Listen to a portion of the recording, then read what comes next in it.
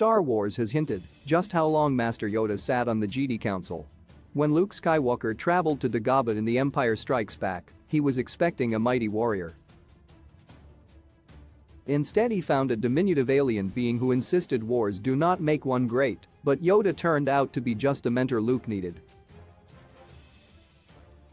According to Yoda, he had been training Jedi Knights for 800 years before his death in Return of the Jedi. The prequel trilogy revealed Master Yoda had been a key figure in the Jedi Order in the years before the Clone Wars.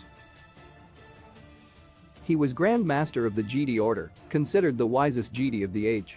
Unfortunately for all his wisdom, Yoda was masterfully manipulated by Palpatine. Darth Sidious was able to operate under his eye, to orchestrate the Clone Wars, and ultimately to eliminate the Jedi through Order 66. But just how long had Yoda held such an esteemed position? Charles Sowell's new Star Wars novel, Light of the Jedi, is set at the peak of the High Republic era, some 200 years before the events of Star Wars, Episode 1: The Phantom Menace.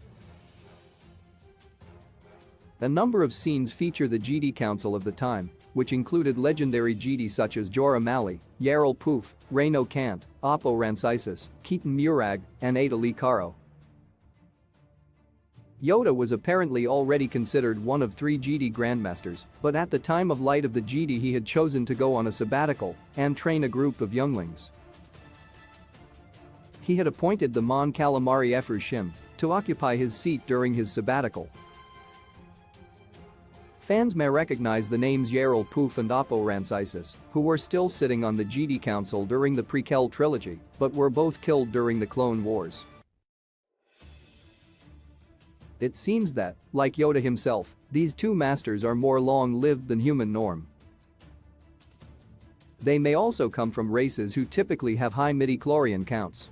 Unfortunately, there is a sense in which Yoda's dominance in the council seems to have actually caused problems for the Jedi.